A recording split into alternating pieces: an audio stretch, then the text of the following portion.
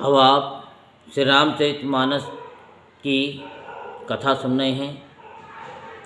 छठे दोहे से 7वें दोहे तक आप विस्तार पूर्वक श्री रामचरितमानस की कथा को श्रवण करेंगे, चौपाई दोहा अर्थ समेत।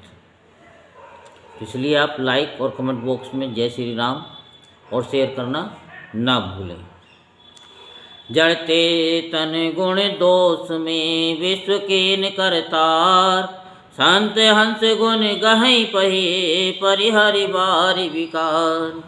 विधाता ने जड़ चेतन विश्व को गुण दोष में रचा है, परंतु संत रूपी हंस दोष रूपी जल को छोड़कर गुण रूपी दूध को ही ग्रहण करते हैं। अस विवेक जब दे विधाता, तब तजि दोष गुणई मनुराता। काल स्वभाव कर्म बर आए, भलऊ प्रकृति बस चुकई भलाई। विधाता जब इस प्रकार हंस का सब विवेक देते हैं, तब दोषों को छोड़कर मन गुणों में अनुरक्त होता है।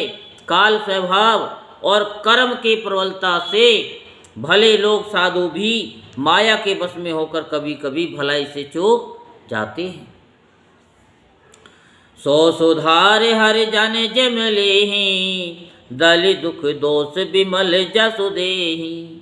खलऊ करहि भल पाए सुसंगो, मिटई न मलिन स्वभाव अवंगो। भगवान के भक्त जैसे उस चूक को सुधार लेते हैं और दुख दोषों को मिटाकर निर्मल यश देते हैं, वैसे ही दुष्ट भी कभी कभी उत्तम संग पाकर भलाई करते हैं, परंतु उनका कभी भंग न होने वाला मलिन स्वभाव नहीं मिटता। लखि सुवेश जग वंचक जेऊ, वेश प्रताप पूजी हई तेहु। उगरई अंत न होए निभाहु, काल नेमि जिम रावण राहु।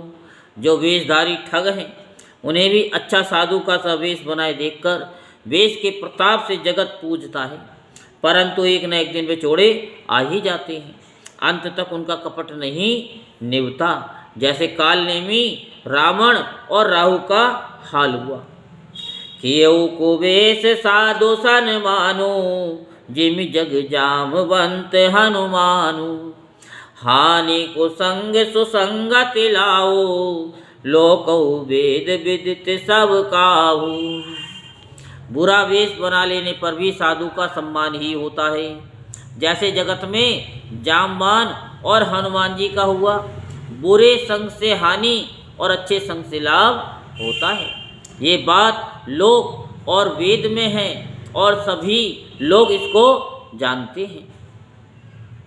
गगन चढ़े रजे पवन प्रसंगा, कीचई मिलई नीच जल संगा।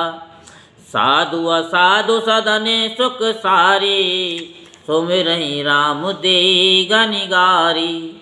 पवन के संग से धूल आकाश में चढ़ जाती है और वही नीचे की ओर बहने वाले जल के संग से कीचड़ में मिल जाती है। साधु के घर के तोता मैना राम राम सुमरते हैं और असाधु के घर के तोता मैना गिन गिन करके गालियां देते हैं।